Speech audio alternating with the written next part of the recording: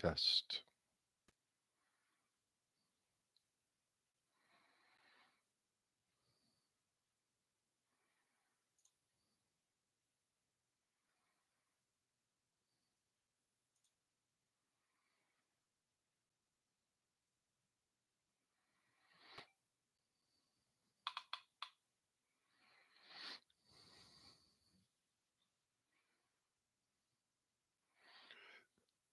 Good evening, Logan.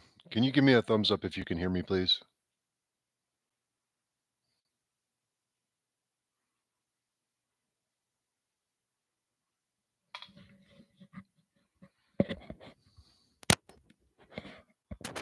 All right, sandwich artist Tony. Thank you for that. How's everybody doing? Everybody good? Good. So we're going to do some how to make a logography.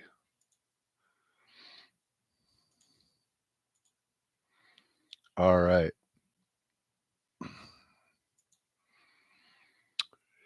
So I'm going to start with the definition, or sort of some of the definition. Here we go. So this is on neography.info because they have a lot of great information. I'm not going to read it. It's obviously available if anybody wants to check it out. However, some of the key points that I want to touch on are the fact that logograms are a completely different way to write linguistic information. Instead of representing spoken sounds, each character represents a word, idea, or morpheme. So we're dealing with morphemes instead of sounds, right? That's the big key here. There can be phonetic components or even phonemic components to a logography, but primarily logographies represent morphemes. Chinese is the given example here at the top. Some well-known scripts or logographic scripts are Chinese, ancient Egyptian, and cuneiform. I didn't put cuneiform in my samples, which I'll go over here in a minute, but cuneiform's pretty good because it incorporates some of those phonetic characters as well as logograms. The downside, though, is the high barrier to entry. It's like learning a new language in and of itself. So different types of logograms I'm sure you guys are familiar with. Pictograms, pictures of what they represent. Those are pretty cut and dry. The rebus compounds for homophones or near homophones, and even some uh, homophones, or what are they called? I forget what the term is for words that have very similar meanings but maybe are pronounced differently or spelled differently. Phonetic, phonosemantic compounds. Um, again, that's sort of a mixture of the sounds and the meanings. Simple ideograms. The simple ideograms are, yeah, synonyms, but they use different symbols even though they're synonyms. Yes. I can't think of one off the top of my head in Chinese, but there's more than a few in Chinese. I mean, you're talking about a system with upwards of, I think it's close to 30,000 total, but it's, only 6,000 or so used regularly. Hanzi. So yeah, there's definitely some characters that mean very similar, if not the same things. Simple ideograms. These can be derived from pictorial glyphs. Usually they are. Compound ideograms. They're assembled from two or more pictographic or ideographic characters together to suggest the meaning of the combined glyph. Probably the most famous one is the tree one for Hanzi. You put three together and it becomes forest. But there's also noisy, which is the combination of three characters that mean woman. Probably not the best example to use, but nonetheless an effective one. Logosyllabaries, we're not really going to go too deep into the logosyllabary system, except for the fact that some of the examples I'm going to give later are from my logography, which is a logosyllabary, because I cannot be bothered to make 10,000 characters. It's not going to happen. Okay. Going to stop sharing and I'm going to share a different screen.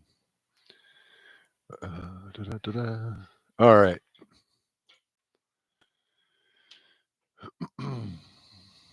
All right.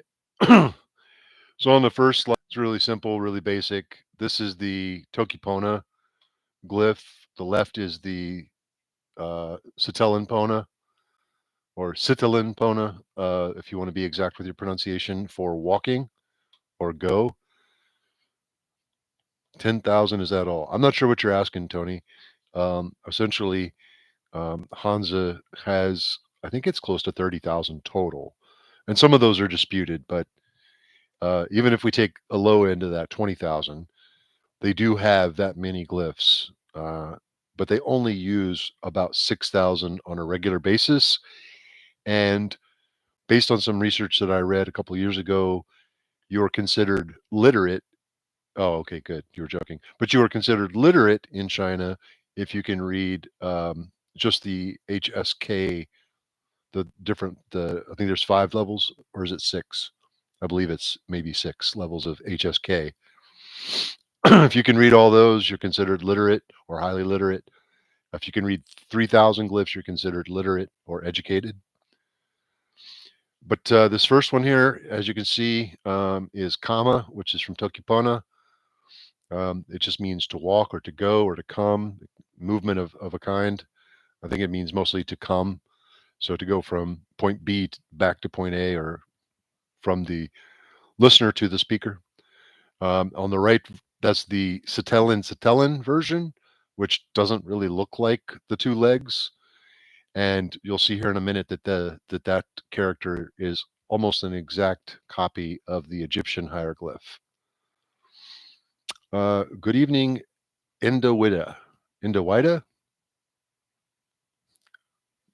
Good evening. So I wanted to point out here that there are similarities in the syllable structure with these 3 particular languages, which all used logographs or at least logosyllabaries. Earlier Egyptian had the CVC with the coda being optional and the vowel being short or long. Chinese, it's a little harder to nail down. Some of the earlier syllable structures are very much in dispute among historical Chinese linguists. However, the majority, I guess the majority do agree that it was consonant, glide, vowel, consonant, or coda. And those codas have, of course, changed very much since Old Chinese, but that's the basic syllable structure. Mayan was and is predominantly CVC, with the echo vowel being dropped in the writing system, which we won't get into too deeply because each language uses their logographs differently. That's kind of the point of me showing these syllable structures. It almost doesn't matter what your syllable structure is if you're starting with a logography. Egyptian is probably the best example because the vowels were very mutable. In fact, being Afro-Asiatic, the vowels could be moved around to change the meanings of words. All right, so here, and I'm going to zoom in just a little bit here, move around. So at the top, you can see the hieroglyphic, the Gardner number is D54, Delta 54. Those are those legs that we just saw for the Tokipona logograph. This is for walking. The full word, though, is written with this nice little box here, this hawk and the legs, and it is Khaya, or something to that effect. I'm really bad with the Egyptian Egyptologist pronunciation scheme. But there, that would be the full word to walk. As you can see, it has the determiner there with the legs. That's a key element in a lot of logographies, determiners, which help to either phonetically identify or morphologically or morphemologically identify what the character is meaning. And then on the left side over here, this is the modern Hansa for to walk. I forget how it's pronounced. I should have written that down, but we're more worried about the symbol. What I'd like to point out is at the base of it, it does have, and this is a radical unto itself, by the way. At the bottom of it, it does have something that slightly resembles almost a horizontally flipped version of the hieroglyph legs, the Gardner D54. But I took this image from Wiktionary. As you can see, it is the progression from the Oracle bone script, which looks like a man. It doesn't really look like he's walking, though. Looks like he's standing there waving. Here, under the bronze inscriptions, you can see they added an element. And as you go through the Western Joe, you can see they added an element. Under the spring and autumn, they added a couple of more. And then when you get to the Warring States period, it really gets a little wild there. This is all considered the same character, though.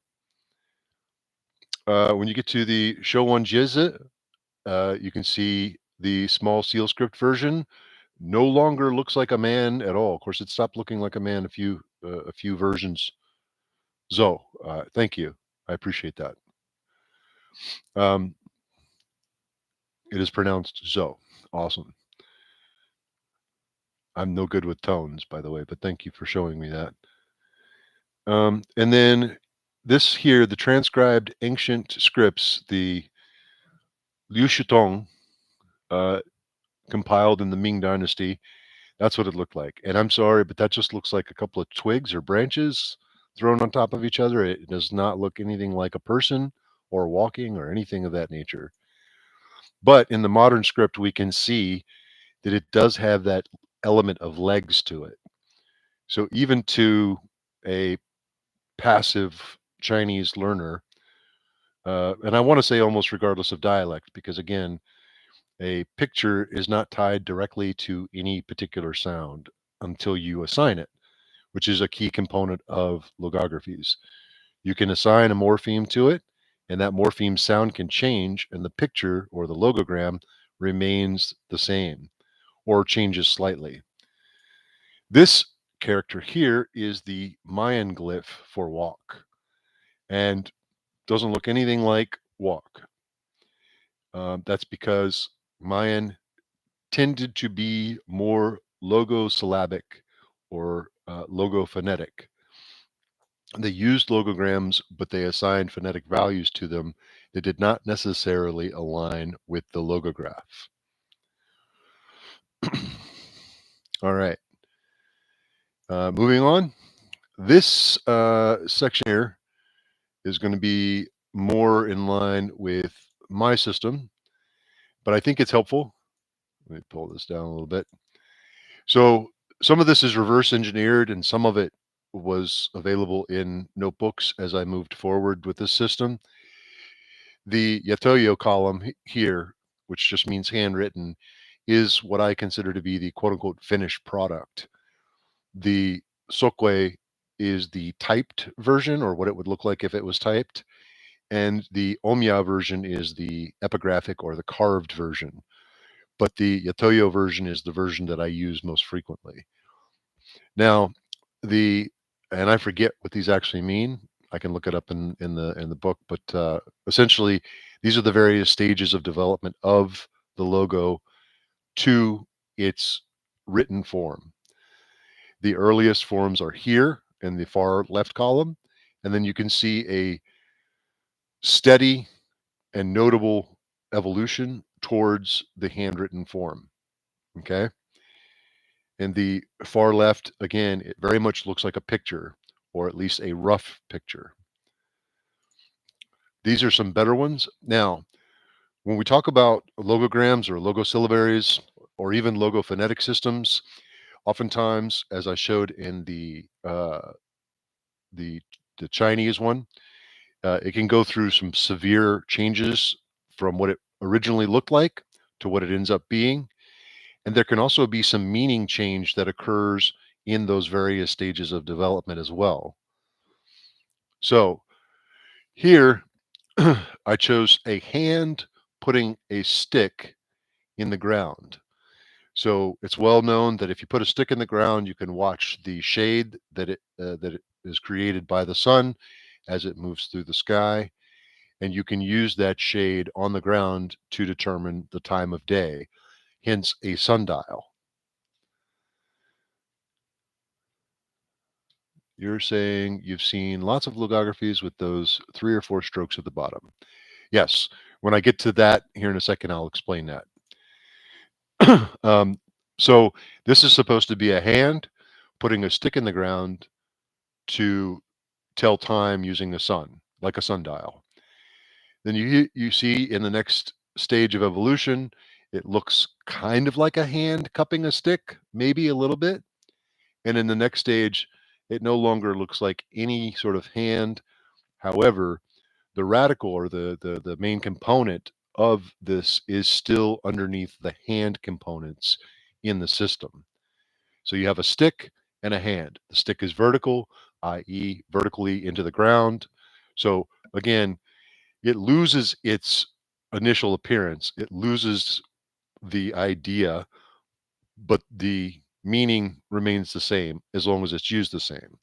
And so this glyph is used to mean time, period, or moment, not the tracking of time.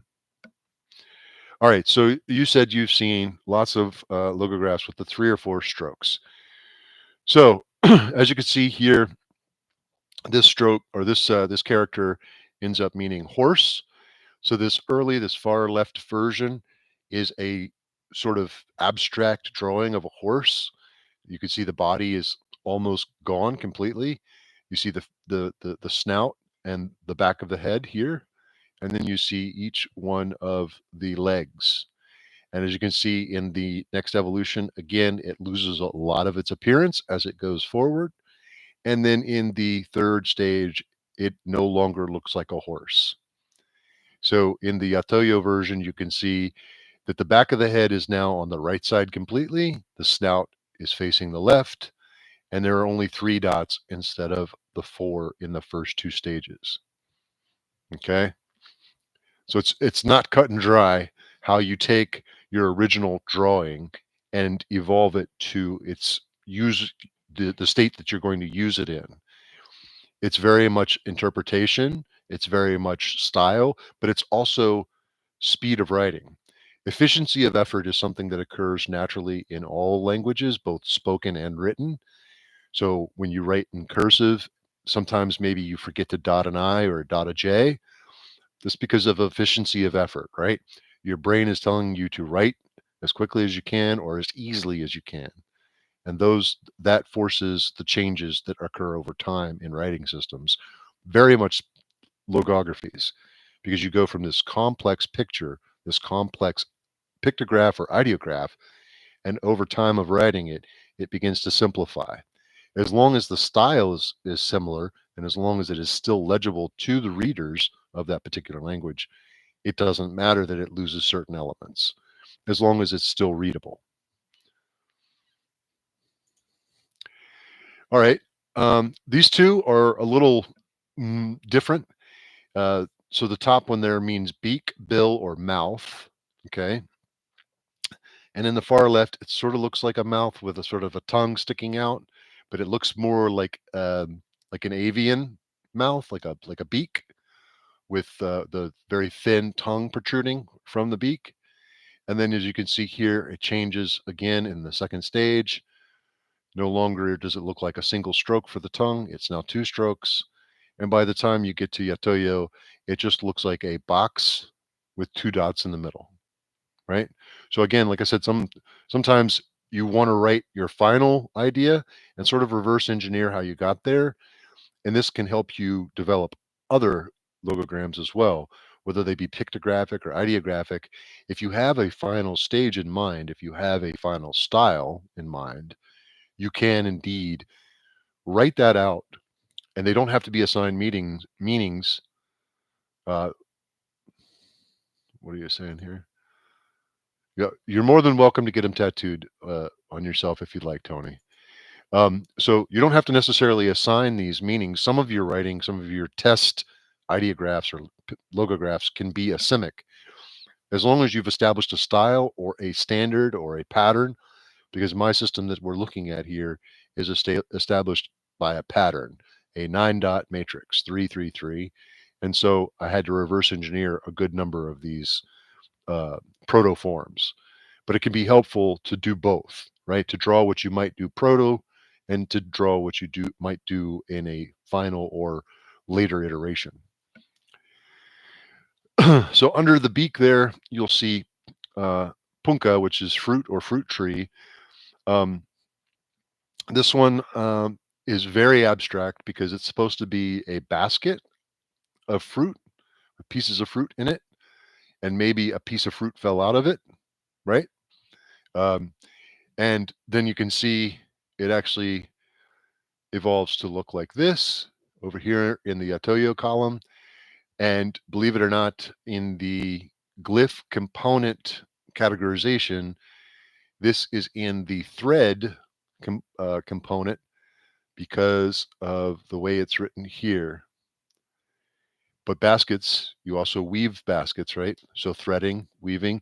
So if you can get these sort of ideas that are semantically related or tangential to each other, it's easier to sort of develop further glyphs from primary components or primary pieces.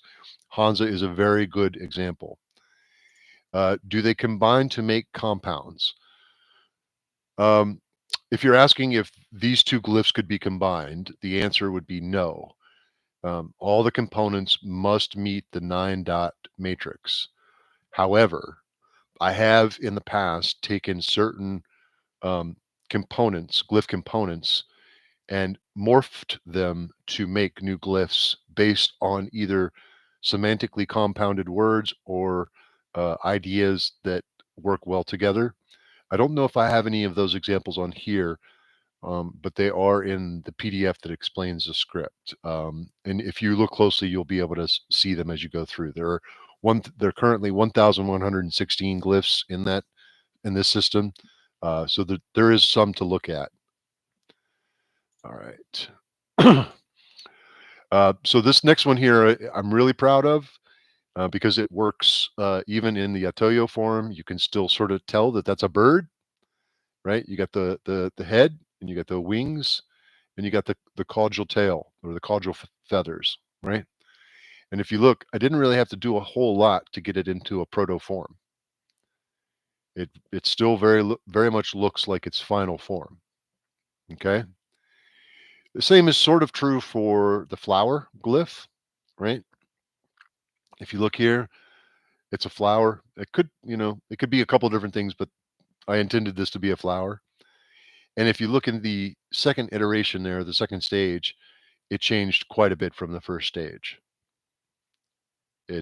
The stem is no longer a stem. It now cups the other petals of the flower. So now you have what essentially looks like 3 petals of a flower.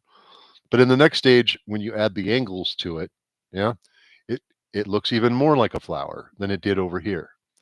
And so the reason I wanted to show you this one is because in different stages, kind of like when we looked at the walk in the Hanzi, in different stages, the logograms can completely diverge from their intended appearance or associated meaning. And then they can sort of circle back because as we looked, the current or the modern Hansa for walk does have those legs at the bottom, or at least is somewhat indicative of legs. All right. This one is a little more complicated or a little more complex, even though I think that the final symbol looks very much like what it means. It means sleep or rest. So it's a person with a blanket over them. And then as you can see, it sort of becomes more abstract and so on and so forth until you get what looks like it could be a person bowing, but it's a person laying down on their side, maybe with a blanket over top. And then drinking glass or jug, pot, or vessel is just that. It's a jug with something in it. And so the movement to the right is very basic. It doesn't really require a lot of evolution. You thought the horizontal line was a bed. Well, here's the thing.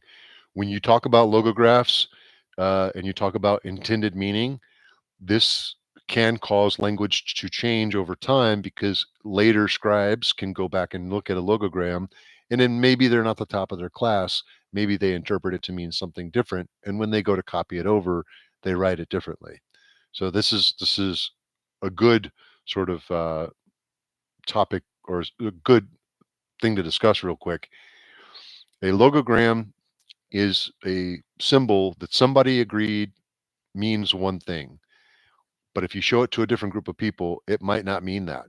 There might be cultural implications way beyond the linguistic or even uh, ideological differences. There might be severe cultural differences. For example, that modern Hansa character, even though it has the appearance of legs on the bottom, it also sort of looks like a scaffold on top, or maybe even a cross. So if you were to show that to some other culture, they might glean that it has some leg looking things on the bottom of it, but they might interpret the top of it to mean something completely different. So when you look at a logogram, it does not need to exactly represent the idea you're trying to convey, because it never will. Only when you assign it that meaning does it really mean anything, right? Which is why you got to have dictionaries and you got to have lots of charts and graphs to show what it is you're making. All right. So the water one here, uh, fluid, water, or to be wet. Um, This one I had to reverse engineer because I had chosen this glyph very early on in making this script. And when I chose this glyph, it was not something I really thought about. I just said, you know what? I need a glyph that means water. I'm going to choose this one. Later, however, when I was eh, cataloging everything and annotating everything and deciding on the protoforms and what they might have looked like, it dawned on me that you could sort of say, this side was the spout and this side was the handle to a jug. And so I went back and I reverse engineered, this is a jug. What do ancient people carry around in jugs? They carry around wine, beer, maybe even fat, right? Melted fat from cooking. But frequently, and in every other village, everywhere, there's always going to be jugs of water. It's not always necessarily good to drink it because it's been sitting around for so long, but definitely they have jugs of water. And so the jug slowly evolves to this glyph. Now, then you have abstract concepts. And this one here, center, middle, mid, half, right? That's a very abstract concept. How do you indicate middle? We could go look at the Hansa, and the Hansa, I know just from studying, is a square with a line right down the middle. That's half. Zhong or Zhong. Zhong, I think it's Zhong. Yeah. Because Zhongwen is Middle Kingdom, right? So you've seen that character probably without even realizing it. Um, but how do you do it from scratch? How do you not steal that idea and use it and conform it to your script's sort of structure and design features? And so in the proto form here, I decided that there's an arrow pointing to the middle of like an acorn or a nut of some kind or what have you. And then that evolves over to this, right? It doesn't look exactly like it did in the protoform, but again, your logograms, if you are evolving them from a protoform, a lot of times when you're done, when you've practiced writing them several times and when you've stylized them, they're not going to look like they did in their protoform. That's kind of the point. All right, this will be the last page here for the ones that I pulled up for my script, and then we're going to look at some other ones. Um, so the idea of a blade, a weapon, or a knife, excuse me. If you look at the protoform, uh, a middle finger is in the middle. No, but okay. Yeah, I mean, if that's what you see, that's what you see. This is a blade, and this is sort of the outline of a scabbard, okay, or a holster, if you will. And then it sort of gets a little abstract there because you're writing it so quickly. And then it gets angular in the third stage. And then that's where you get this. So you can still sort of see that this would be the handle and this would be the blade. And here, the top line and the bottom line are our imaginary scabbard for the blade, right? But you can see how abstract it becomes, right? And that's totally fine. The idea of a blade or a weapon is not an abstract idea. It's a very concrete idea. It's you can hold it in your hand, you can see it, you can share it, you can trade it. But the uh, logograph ends up being very abstract.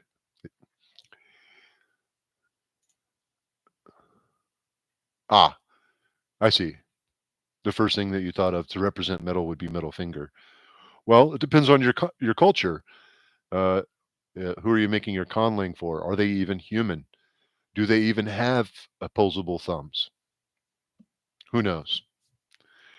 Um, so on this last example that I want to share with you, uh, the protoform, it just looks like a door and a roof of maybe a very ancient primeval sort of hut looking thing, right?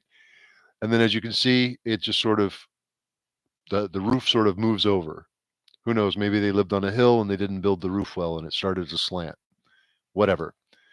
Then in the third stage, it gets angular. And then you can see in the Atoyo version that you can still sort of see the doorway, and you can definitely see that this is overhang, right? Most of the logographies that I've seen when you draw a house, there's a lot of boxiness to it. Um, this whole script is kind of boxy based on the nine dot matrix, but this one definitely has that appearance, especially in what you could call the typed form. Okay. All right. So I'm going to share a friend of mine's script with you. It's called Caber logograms.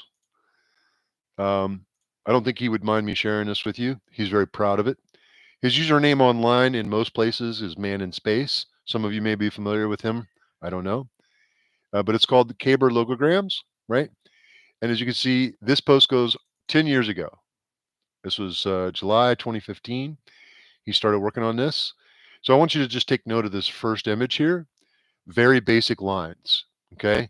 And that's kind of what I wanted to, that's one of the points I wanted to drive home is your initial designs can be extremely basic, just line drawings. They don't have to be, uh, well, yes, Tony, my system is very systematic. The speakers would change it to phonetic components. Well, it's a logo syllabary, so there's already a lot of phonetic components. I'll show you those here in a little bit. I'm pretty sure we'll end up with some time. So I'll give you an insight into that. Um,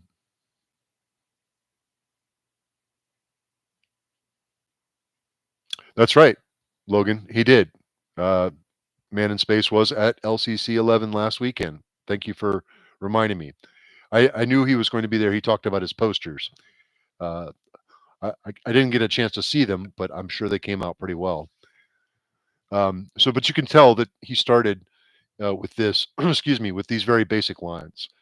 And it's important not to push yourself too hard, because if you do this, if you start with basic lines and you work through the words that you want to make, and remember, you can do a combination. You can have a logo syllabary, a logo phonetic script.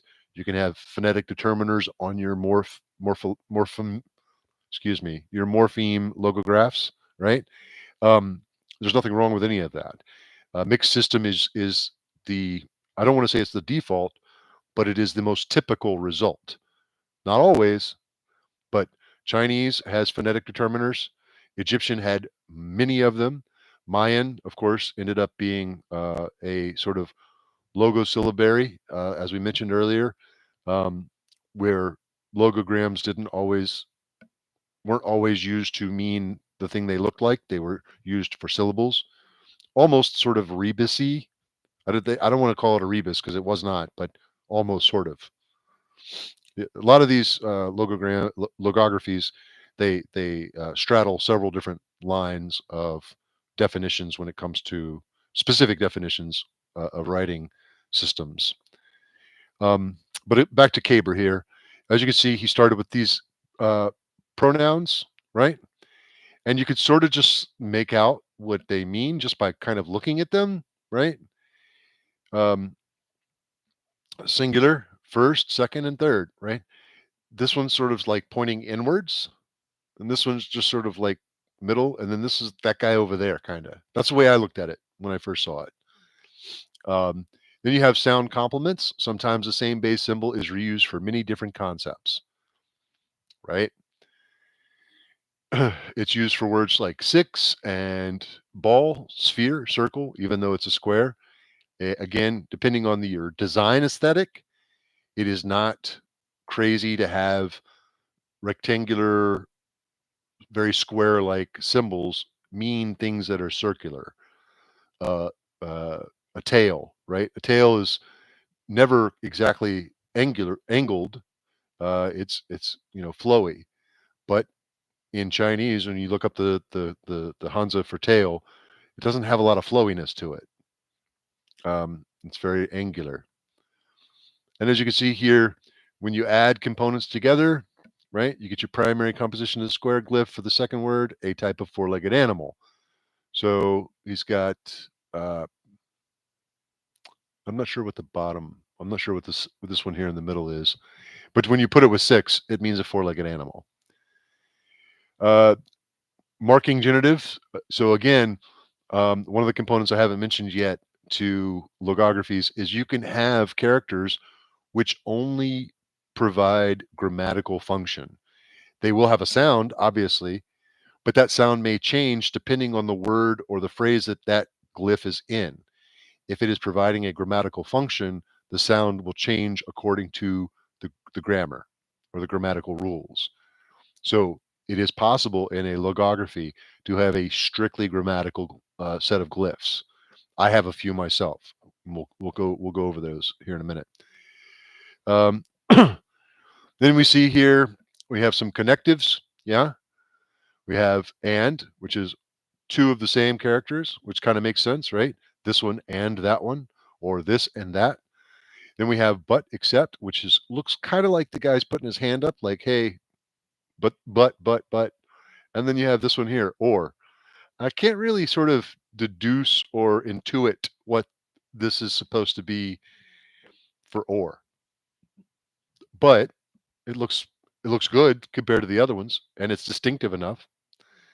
Distinction is probably one of the issues that a lot of folks run into, and I actually had to do 4 iterations of my script before I came to the conclusion that I had not created multiple meanings for the same characters. Annotation, documentation are very important when you're making a logography.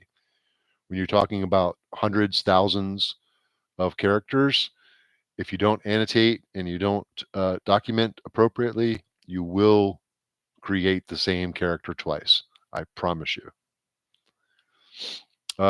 We have negatives here, right? I This one kind of baffled me when I first saw it. Like, it looks like he's got his hands up, like, I don't know. Um, I can see where you would get that interpretation, Tony, that it reminds you of Bliss Symbolics, but this is very much not Bliss Symbolics. This is tied to his conlang and his con culture, and so some of the interpretations are going to be very different. Some of them might be somewhat similar, but some of them are going to be very different. But I get what you mean aesthetically, the appearance, the overall appearance. Um, and then we've got a whole collection of stuff here. We've got hand, we've got water, we've got fire. Um, what is this one? Tree. That's a very weird character for tree, but hey, it's his aesthetic, it's his meanings, right? We got pole. Obviously, the guy's holding the pole. We got wind. This one I kind of like. It kind of looks like wind to me. Um, Here, see, and take. So you can see even though he's got a design aesthetic going on, um, even though he's got a design aesthetic going on, it is very much different too. So the aesthetic should be very streamlined. It should be similar, but you should still be able to distinguish the characters because again, you're going to have people trying to read them, right? Ostensibly. And Logan says on the subject of documentation, the history of Chinese lexicography is fascinating. I could not agree more. I found some old documents that I guess were written in like 1300s, 1400s, roughly. Um, and you can see the annotation and they're the beginnings of like, okay, this character means this, but phonetically it's pronounced this way. You can see in the margins where they start writing that stuff. And it's fascinating. All right, back to the caber, folks. Here we go. So he's got a whole selection here, more examples, right? And I'm not going to read through all of these, but you start to get the sense of the aesthetic, right? That the characters are drawn with very basic lines, right? And while there are intersections, such as this one here and this one here, there aren't that many characters with multiple intersections. So that's the overall design aesthetic that he is going for. Now I'm going to go all the way down here so we can go to some of the final pages here. As you can see here, he started. This is more recent. This is a couple months ago. So this he's been working on this script for a decade now. He started working on fractions. Okay, thirds, quarters, fifths, right? Then we got glyph inversion, a process for deriving new logograms from existing glyphs, and this is very helpful. This works almost no matter what your design aesthetic is, because depending on your writing utensil, and again, this may be culturally dependent or cultural dependent. So the Chinese used brushes, right? The Sumerians and the Akkadians used the reed from the rush, right? And the Mayans primarily, when they weren't using chisels or whatever they used to get it into the stone, were also using a type of ink, and I think they used quills or some type of stick. I've seen both examples, but I forget which one they used most of the time. But they didn't. It wasn't completely epigraphic. Most of the time, it was painted on buildings, or it was drawn on a type of paper that they made from tree bark. But glyph inversion works, right? And as you can see here, the semantic connection between the original and the inverse glyph is highly variable and often ad hoc. This is one of the reasons why I wanted to show you the caber, is because Man in Space, he's hitting the nail on the head, right?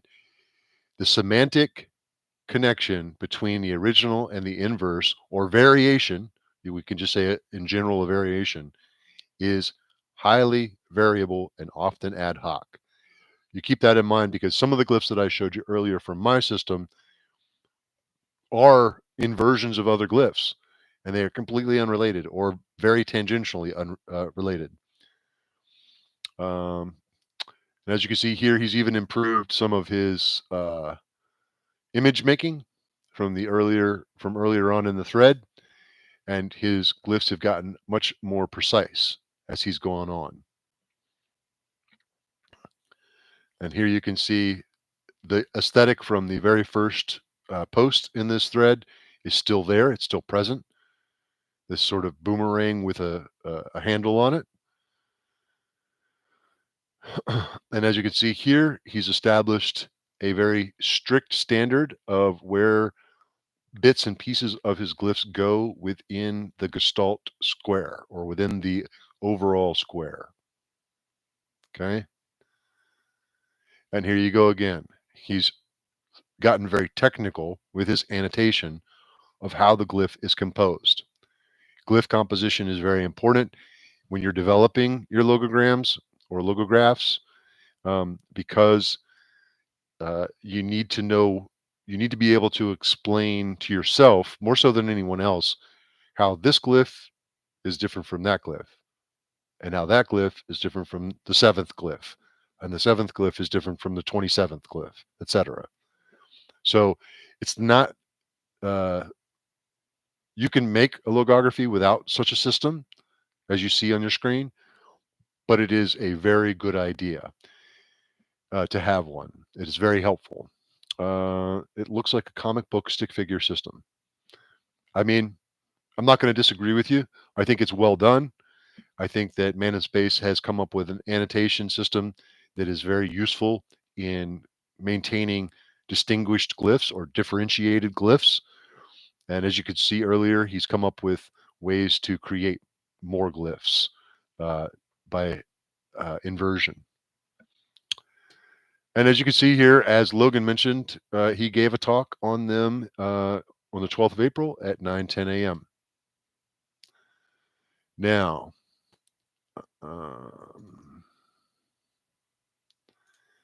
since we were talking about my system, and there seemed to be some passive interest in the design aesthetic or the method of design aesthetic,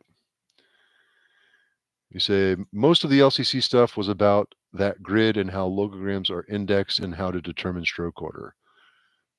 Interesting. It's very interesting to me because I struggled with that during the making of my system, because it can be daunting. It can be extremely daunting. So we're going to go right up here. All right, here's the characters that I showed you earlier. All right. Now,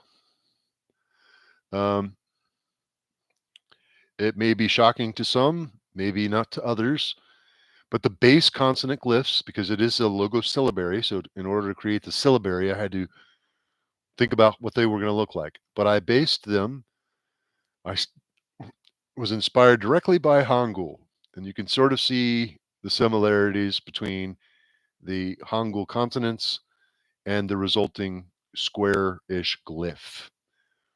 Now, in order to use it with the vowels that I created, each consonant glyph had to have 3 different versions, but they had to be similar or at least indicative of each other.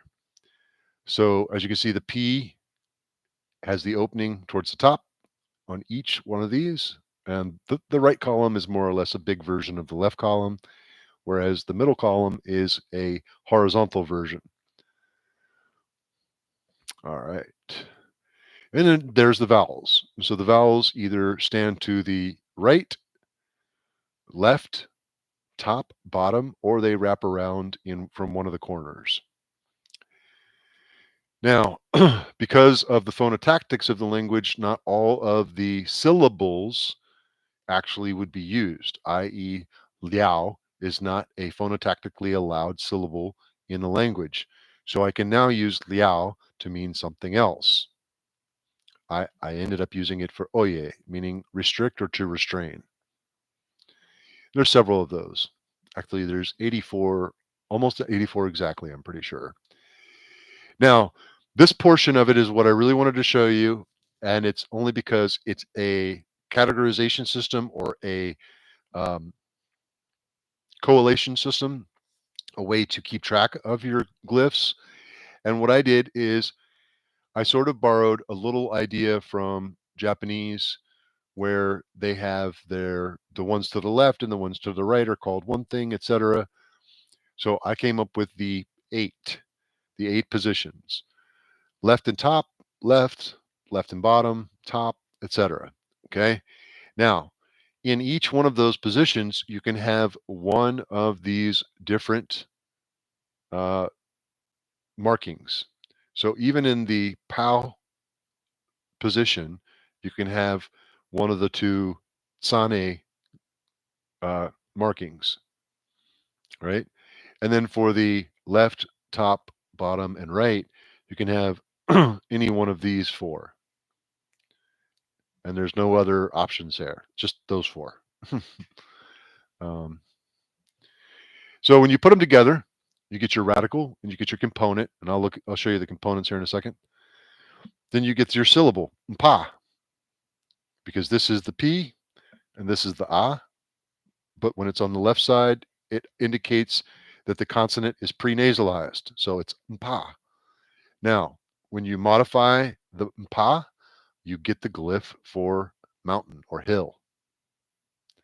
So it's basically a very simplistic mathematical equation. Radical plus component plus modification equals glyph. Or to put it another way, vowel plus consonant equals syllable. If you modify those syllables, you will end up most likely with a glyph.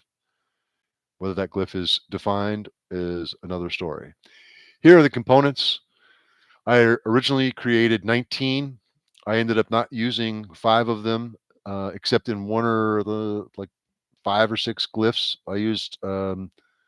I think I used the kunye or the moon component.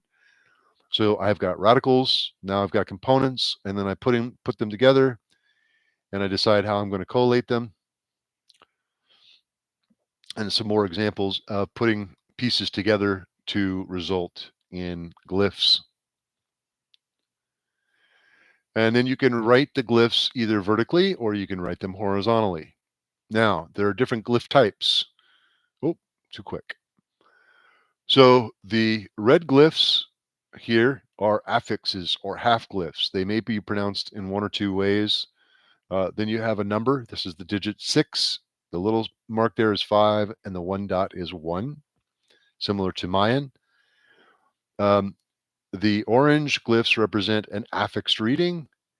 The blue is a syllable. As you can tell, the green are logograms. So the majority of this sentence that you see in front of you, which is, your mares were unable to carry the 6 people into that river over there, right? The majority of this is, in fact, I think it's a tie actually. 1, 2, 3, 4, 5. 1, 2. Yeah, it's a tie between affixed reading and logograms. There's only one syllable, right? And then there's one number. Now, here's what the contextual reading or multiple readings looks like. Looks like Tetris. I'll go ahead and take that as a compliment, Tony. I have played Tetris quite a bit. It's not my favorite game, but it's all right. So in column A, we see opwa plus tsoya ends up being opwatso, meaning half finished. So that's the top one there in column A. And as you see, there are multiple examples, but probably the the fun ones to me are in E. Okay, because in E, when you have do and then the question marker or ka, it's what are you doing? Muyaka, right? But if you add the question marker, which can also be the word for question, kanyo, to something else like to, meaning way, it becomes interrogative. So kanyoto. So that symbol is either ka or kanyo, depending on how it's used. And it's contextual. You have to know what you're reading to know how to say it or what it even means. Here's some pronouns. The pronouns are kind of boring in my opinion, but I wanted to create pronouns that were not just the syllables, so that when you're reading, you can read the syllable. When you read the glyph, you know immediately it is the pronoun and not the syllable part of another word. It's very useful. Now, some other symbols, and these are the ones that become read in multiple different ways. Yeah. So you have the negative, which can be just k, like at the end of nomok, meaning I don't like it or it's not liked. Then you have m or lo, which is the plural. So it can be hayam or yamalo. Oh, nomok, and then it can be nke, so takanke. Then you have the in, which is just the accusative marker, and it's always in. That's the one here that is always in. So you have pukan, and you have ayan. And then here for the u and reduplication, in the bottom character or in the bottom example, you'll see wanki u. to confine reflexive, to confine yourself. And the self syllable or the self affix is ki. So instead of wankiki, it's wankiu. They would not pronounce it wankiki. They would pronounce it wankiu. The same syllable is never duplicated uh, in this language. And then up here you have the reduplicative and then snow. So you'll see that the syllable is not the same. It's nanyahi, because if the syllable being reduplicated contains a palatalization, it is dropped in the prefixed reduplicative syllable. So that just means snowy. All right. Then these here are used to mark deixis, and you'll notice that the character for this, or the one proximal near me, is the same as the N, but it's at the beginning instead of the end of the glyph or the word. Yeah. So these syllables, or excuse me, these symbols mean something different if they are at the beginning or the end of the glyph, and they are also pronounced differently depending on whether they are at the beginning or the end of the glyph. So absolutely no semantic meaning assigned to that symbol. And it is relative to its position as to what it means or how it is being used. These are strictly grammatical symbols, as we were talking about earlier. Number system, pretty cut and dry, pretty basic, pretty straightforward. Some grid poetry. Then I came up with these different ways to write it. You got the by hand version in the middle. You got the typed sort of version on the right side, and the epigraphic uh, version on the left. I actually came up with the epigraphic version first and then developed the handwritten system later. You'll see this is the same phrase from earlier. And here's the 9-dot matrix. I came up with the naming system for this 9-dot matrix later, but as you can tell, the far left column is all A, the middle column is E, the right column is O, but then you have your plosives, right? You have your nasals and your so there, and then you got your wa, le, and your yo there. These are sort of fluids, not strictly speaking, but you get the point. So it's easy to tell. You could actually have someone spell you the glyph, how to write the glyph. You're having a conversation, maybe you're taking notes, maybe you forgot how to write the glyph, or maybe someone is teaching you glyphs. If you know this grid system, which is very quick and easy to learn, you can then spell the glyph to someone. For example, if I am spelling the glyph for snake or quatla, I say patene, right? So I go pa to te to ne, yeah, and then I say ma ne, so that's the next stroke.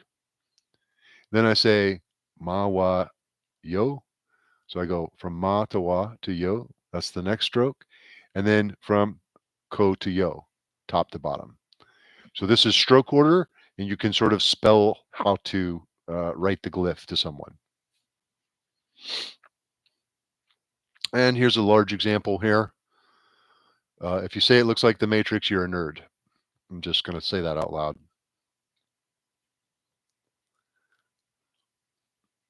And then we get into the dictionary and how I collated it. And as you can tell, I did it by component. There are 14 major components. Again, there's a couple others in this dictionary that don't fall under one of those 14, but there's only like 4 or 5 of them. I think there's only 4. But you can see that each dictionary entry is the glyph, the reading, including the alternate reading if there is one. If it is a syllable, meaning the syllables that don't fall within the phonotactic rules of the language that are used as logograms or logographs. Then the English definition. And these definitions are very summarized, right? There might be other uses or other subtle meanings included, but it's just for the sake of the glyph dictionary, the ones you see in there. And then I'm not going to get into reading all of these, but yeah, that's the system that I created. So, um, how to make a logography? Start with some basic strokes, some basic symbols, and oh, well, I appreciate that, Tony. Thank you. Um, you start with some basic symbols. You start with some basic morphemes or ideas. And I'm going to say something, and I don't know if it's controversial or not, but you can even start with syllables. Because believe it or not, I started with syllables with that system. And then I decided, oh, I've got a buttload more symbols that fall within my design uh, system. I'll just go ahead and make a whole bunch of logos, make a whole bunch of logographs that will match the style and the aesthetic of the syllables. And so I then reverse engineered the logograms. If you start with an alphabet, it's going to be a little harder because alphabets tend to be, when handwritten, they tend to be a little flowier. They tend to be a little less distinct between letter barriers and in some cases even word barriers. So it'd be a little more difficult, but starting with syllables is not out of the question. But get yourself 100 or so symbols, and you'll start to get an idea of the style and the aesthetic and the building blocks of your system. Okay. If anybody has any questions, feel free to reach out to me here on YouTube. I'm also on Discord, and I will see you guys probably in about 2 weeks. I think maybe next time uh, I want to talk about how an alphabet can be not related or derived from anything else. It can just be spontaneous on its own. Even though there's very few natural cases of it, I think that's what we're going to do. All right. So thank you very much for watching. Hope you guys enjoy the rest of your weekend, and I'll see you next time.